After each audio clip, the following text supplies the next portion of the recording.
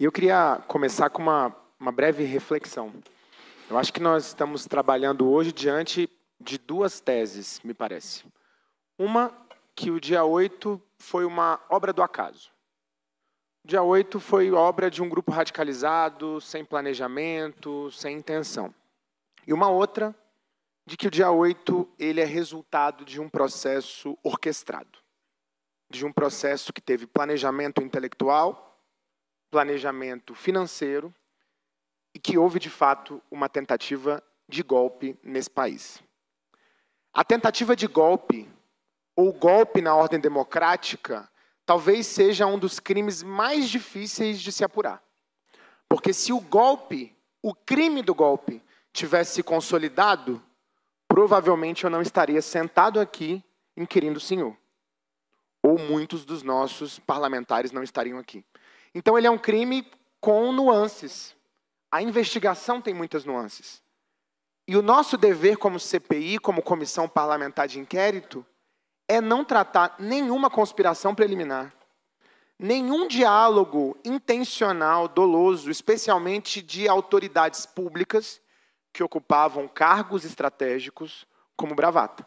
Eu penso assim, pelo papel institucional que essa CPI tem com a democracia brasileira.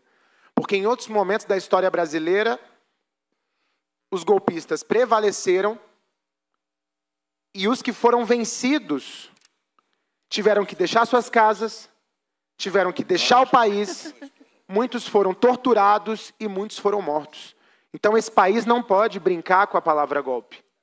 É muito fácil, hoje, para pessoas que estão sendo investigadas por golpe, mesmo tendo tentado ou não, dizerem que não era a intenção.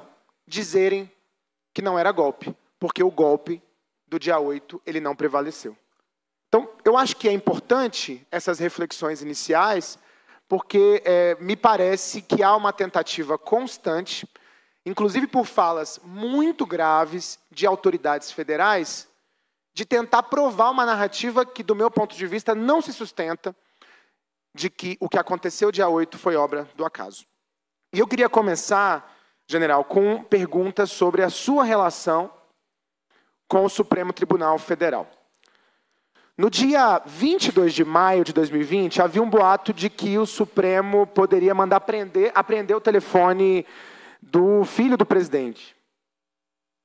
Houve esse boato, ou apreender até o telefone do presidente Bolsonaro. Noticiaram naquela manhã, e aí teria tido uma reunião de emergência. O senhor recorda dessa reunião de emergência? Recordo. A imprensa divulgou que o presidente da República estaria se articulando para fechar o Supremo Tribunal Federal. Isso é verdadeiro? Não. E quem estaria nessa reunião? Eu estava, tinha umas 3 ou 4 pessoas. O senhor lembra quem? Que tinha chegado, não. Havia chegado a notícia que o ministro Celso de Mello iria mandar apreender o telefone do presidente da República. Eu era o ministro-chefe do Gabinete de Segurança Institucional. Que segurança institucional nós íamos passar a viver a partir do momento que o telefone da maior autoridade do país... Mas era um boato ou tinha uma decisão judicial assinada? Não foi boato. O ministro declarou isso. Não foi boato. Então eu fiz uma nota... Ele mandou a PGR se manifestar sobre o assunto, mas ele não decretou. Não, eu também me antecipei a que o fato acontecesse. Porque ia ser uma desmoralização para o presidente da República entregar o celular dele apreendido. E não seria uma desmoralização para a harmonia dos poderes o presidente da República se negar a submeter uma decisão judicial? Não, mas isso não aconteceu.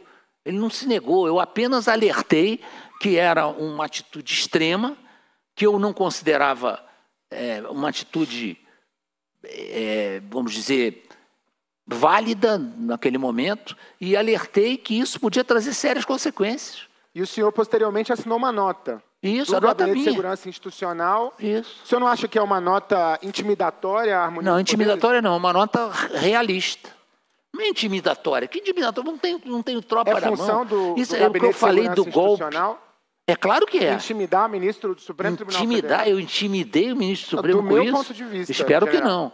Eu espero que não tenha intimidado ninguém. Do No meu ponto de vista, não intimidei Do meu ninguém. ponto de vista, Não um tenho ministro tropa. E não tenho cadeia, não tenho autoridade para prender ninguém. Mas o senhor é o ministro de Estado, que é referência de uma força importante, que é o Exército Brasileiro. Não era mais referência. Eu já estava afastado do Exército. Mas o senhor é um dos mais antigos generais, como Vilas Boas, quando fez o tweet em relação à prisão no Supremo. O senhor era, com certeza, uma referência para um grupo grande da sociedade naquele momento. Nunca passou na minha cabeça essa história de referência, não ser referência. Eu sempre fui um camarada que fazia minhas coisas sem preocupar com repercussões. Mas é porque essa é a importância do que a gente viveu depois, a forma como as pessoas encararam o que aconteceu depois no Brasil. Isso é fato passado. O papel da institucionalidade nesse momento. Nem vou Mas comentar, eu não acho, general, que é um fato passado, porque, em seguida, em novembro de 2021, a ativista Sarah Winter revelou à revista Isto É, que teria sido orientada diretamente pelo senhor no Palácio do Planalto, na época em que ela articulava o acampamento dos 300, a deixar de bater na imprensa e no deputado Rodrigo Maia e de redirecionar todos os seus esforços contra o Supremo Tribunal Federal. Por isso, no dia 13 de junho de 2020, o grupo marchou em direção ao STF e atacou a sua sede com fogos de artifício, em um momento de extrema tensão para a segurança pública do DF, que a Coronel Cíntia, inclusive, relatou para a gente aqui nessa comissão parlamentar de inquérito. O senhor fez essa orientação, a senhora Sarah Winter? De jeito nenhum. Eu pedi que a senhora Sarah Winter comparecesse ao meu gabinete, que eu queria conversar com ela sobre a atitude desse grupo que ela comandava, entre aspas, em relação aos jornalistas. Então, os jornalistas estavam sendo ofendidos e discussões do grupo dela com os jornalistas estavam se sentindo mal no cercadinho lá do Palácio da Alvorada. Então, não houve direcionamento do Palácio do Planalto para que... Não houve direcionamento do senhor nesse momento, ela diz, do Palácio do Planalto, no caso, jeito nenhum. Materializado o senhor para que o ataque fosse direcionado ao Supremo Tribunal Federal. Isso, para pensar, se um ministro de Estado vai recomendar uma coisa dessa para uma pessoa que eu mal conhecia... Não, vai lá e ataca o Supremo, joga fogos de artifício do Supremo. Mas o senhor tem uma série de falas muito duras contra o Supremo Tribunal Federal. É um histórico do senhor, uma relação muito difícil com o Supremo Tribunal Federal. Não tem relação difícil, não tenho nada, não devo nada ao Supremo, não tenho relação difícil com ninguém. Me dou muito bem com vários dos ministros do Supremo. Mas eu digo pelas declarações, inclusive nós temos até gravações aqui de várias declarações do senhor muito duras em relação ao papel do Supremo Tribunal Federal, ocupando o cargo de ministro de Estado. Bem.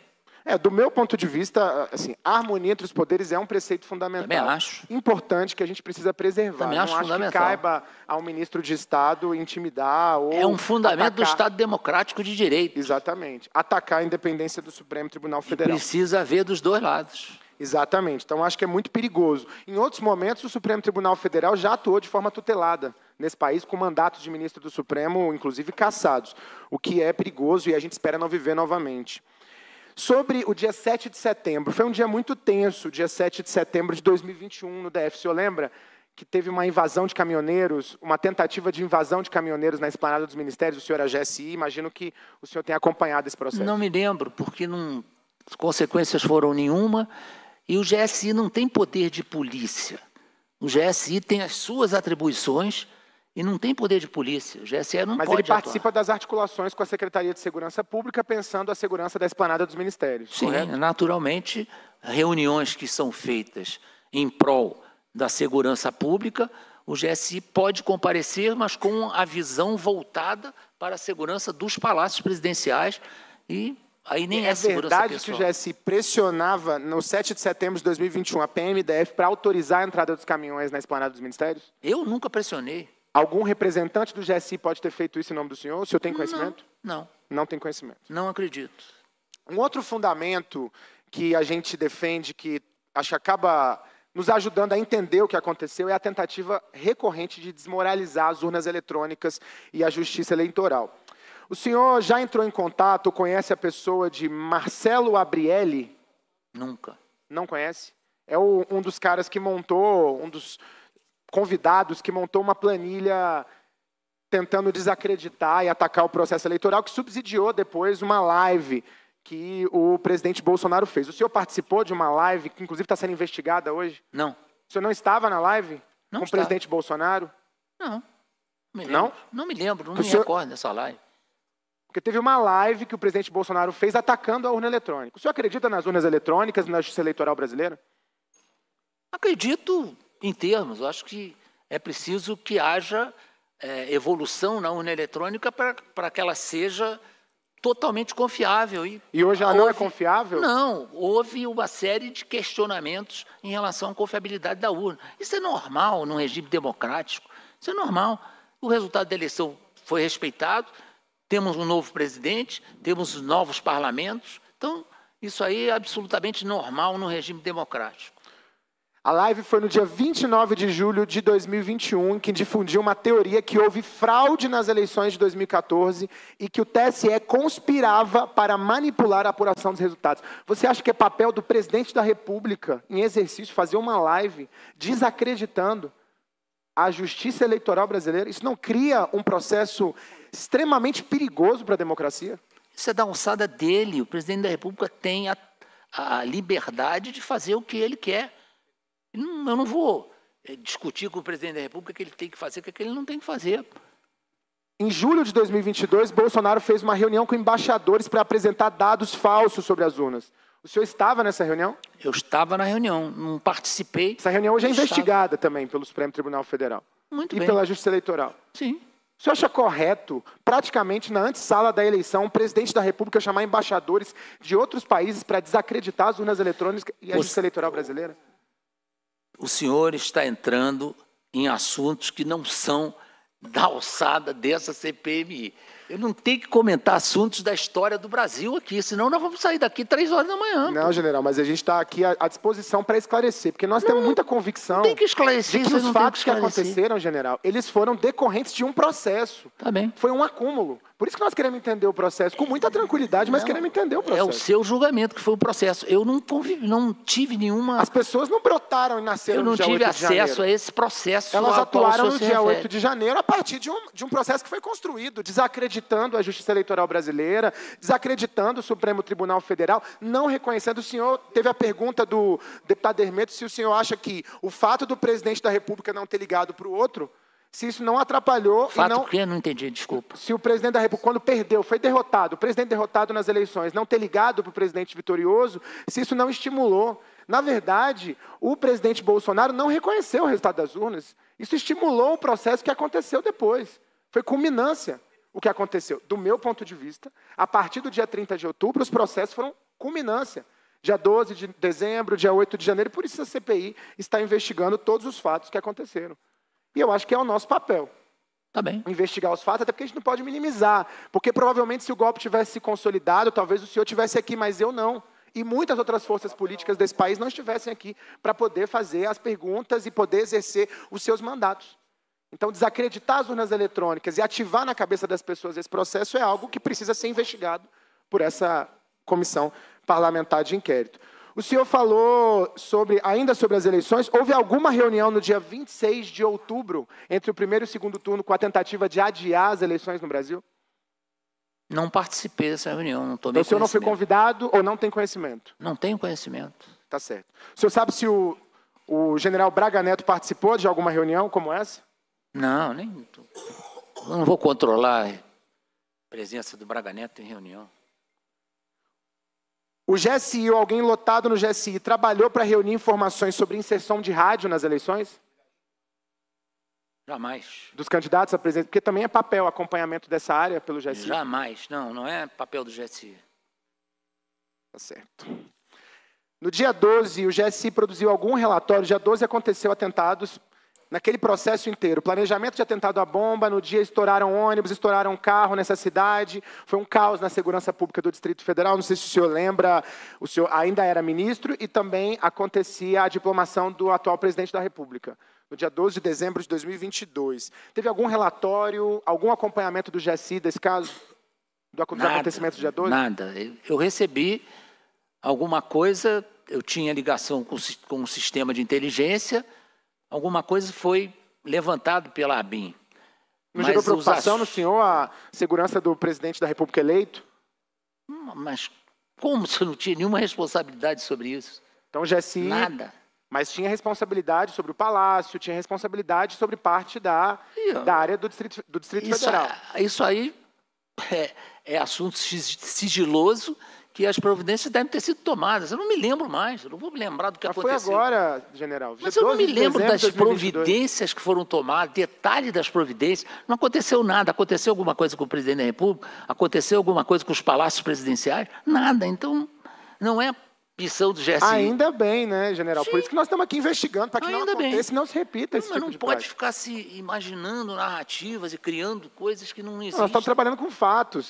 Tá bem. As pessoas, dia 12 de dezembro, eu não sei se o senhor lembra, mas no dia 12 de dezembro as pessoas queimaram ônibus e carros nessa cidade, tentaram invadir e depredaram 2 delegacias de polícia, uma da Polícia Federal e uma da Polícia Civil. E se aproximaram do hotel onde estava hospedado o presidente eleito no dia da diplomação. Eu assisti da minha casa, porque não tem tropa, vi que a polícia agiu convenientemente e fui dormir. Estava na minha casa, não tinha mais. Eu não sou, o GSI não tem poder de polícia. Então é o tipo do assunto que o GSI não tem que entrar. Eu cuido da segurança do palácio, reforcei a segurança do palácio, ninguém esperava aqueles acontecimentos, foi totalmente inesperado. A razão principal parece que foi a prisão do cacique, né? Chavante, o Gererê, então não tinha... General, Gererê Chavante. A Folha de São Paulo noticiou que ao menos 8 militares lotados na presidência da República, a maior parte no GSI, participavam ativamente dos acampamentos golpistas no SMU e publicavam mensagens com nítido caráter inflamatório de golpe e violência política. São eles do Exército: Major Alexandre Nunes, da Marinha, Márcio Valverde, Estevão Soares, Thiago Cardoso, Márcio Chieli, Fernando Carneiro Filho e Ronaldo Ribeiro Travassos, da Aeronáutica. Pessoas identificadas apenas como Sargento Azevedo, uma outra. Esses militares foram identificados como participantes engajados dos acampamentos. O senhor teve conhecimento de participação desses seus subordinados nos acampamentos golpistas ou em outras manifestações que tinham como objetivo de impedir a posse do presidente eleito? Não, deputado. Fora do expediente, eu não tinha fiscalização sobre os meus funcionários. Mas o senhor achava correto pessoas que estavam no Gabinete de Segurança Institucional, próximos ao Palácio do Planalto, participando desse tipo de movimento? Não podia achar correto ou incorreto, desconhecia isso. Porque o senhor não tinha conhecimento? Não, claro que não. O colunista Guilherme Amado, certa vez ele deu uma notícia, uma nota no portal Metrópolis, dizendo que alguém gritou, perguntando para o senhor se o ladrão subia a rampa. Essa era basicamente a frase de efeito da extrema-direita brasileira nesse contexto. E que o senhor teria dito não. Isso é verdade? Não tinha nome na pergunta e eu continuo achando que ladrão não sobe a rampa. Continuo achando isso. Não tinha nome na pergunta. A pergunta é como se eu perguntasse ao senhor hoje... Mas o senhor acha correto responder para nós dessa forma essa pergunta? Porque nós estamos falando... Nós estamos num contexto, assim... Estava contextualizado. O senhor era uma liderança desse setor político, esse setor estava acampado na frente dos quartéis. É porque eu acho que, me parece incorreto o senhor responder dessa forma para nós, porque, desculpa, com todo respeito, me parece uma brincadeira com a nossa inteligência. Por quê? Porque perguntaram para o senhor, o ladrão sobe a rampa e o senhor... Eu estava dentro do carro e apareceu uma pergunta que eu nem me lembro exatamente, mas eu tenho certeza que não tinha nome. Ladrão sobe a rampa? Não. Porque tem um vídeo, porque primeiro o senhor negou que tinha respondido a pergunta, e depois o vídeo apareceu, e aí hoje a resposta é que o senhor não sabia quem era o ladrão. A ideia que eu tinha que tinha acontecido várias perguntas da mesma hora. Tá? E eu respondi não. Aí atribuíram esse não à pergunta se ladrão sobe a rampa. Não tem maior problema nisso, não. Eu acho as narrativas é que são...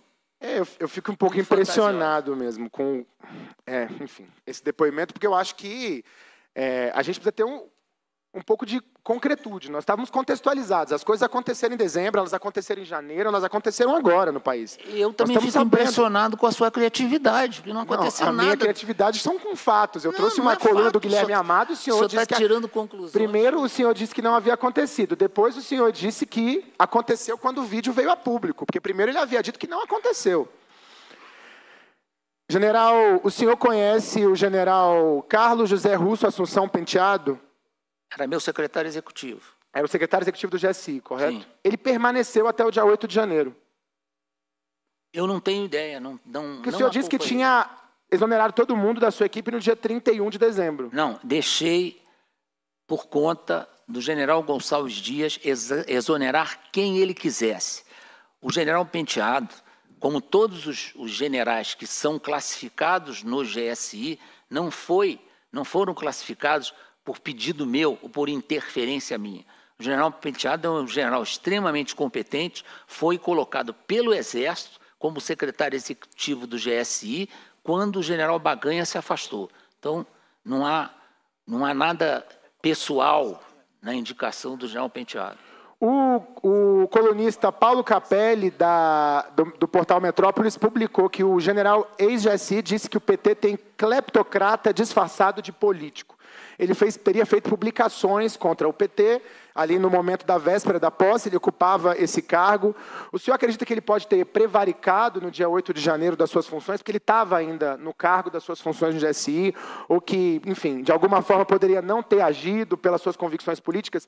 Um dos objetos dessa CPI é avaliar se houve prevaricação de agentes públicos. Pelo que eu conheço do general Penteado, acho que ele jamais faria isso.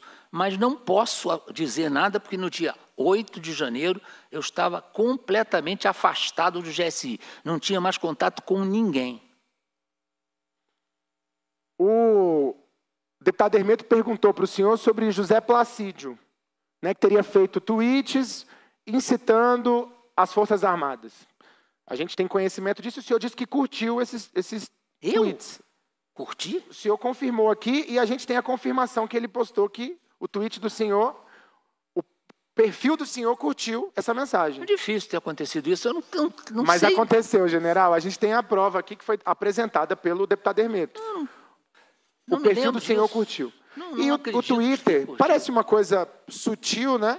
Mas o Twitter ele é uma ferramenta de rede social, é uma plataforma de rede social que, toda vez que você curte alguma mensagem, aquela mensagem ela é entregue para muita gente, para um volume muito grande de pessoas, então isso tem uma importância. Você imagina um ministro de Estado curtindo algo com esse teor, que incita o Exército a tomar uma atitude contra o resultado das eleições. Então, isso é muito grave do meu ponto de vista. Eu não me lembro disso. Então, é mais um assunto muito recente que me parece que o senhor também não se recorda.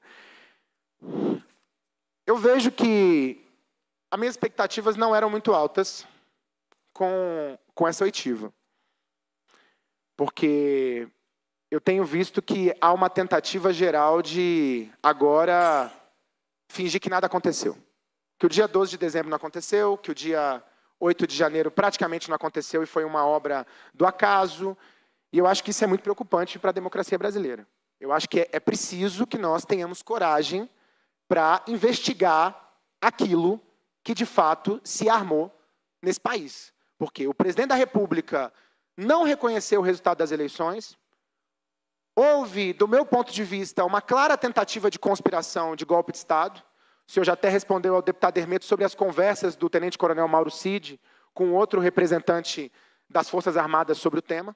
E eu acho que é nosso dever como Comissão Parlamentar de Inquérito, e esse depoimento de hoje ativa muito mais a necessidade de nós mergulharmos naquilo que aconteceu.